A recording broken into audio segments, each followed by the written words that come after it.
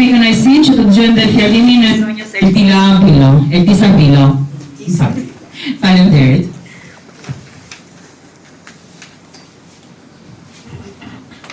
Zonjës dhe zotrinj, drejtësia nuk është një fjalë e bukur për konferenca. Ajo është vendim moral.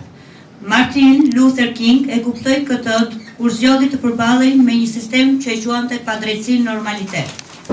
Sot MEK bën të njëjtën gjë, e paraqet shtypjen si disiplinë dhe bindje si virtyt.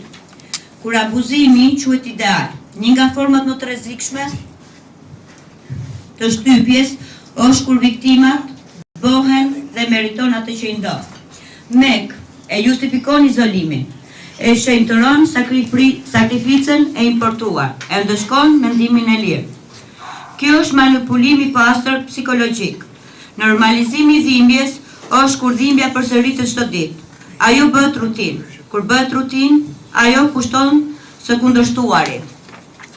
Martin Luther King na mësoi se pikërisht aty fillon rezistenca kur refuzon të pranosh padrejtësinë si normale. Heshtja si zgjidhje. Sot në gjatë bën një zgjidhje të qartë.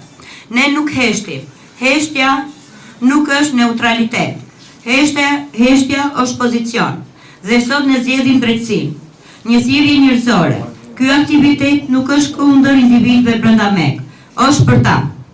Është për ata që ende nuk guxojnë të flasin. Është për ata që ende besojnë se nuk kanë alternativë. Alternativa ekziston dhe quhet liri. Faleminderit. Faleminderit zonja Eltisa,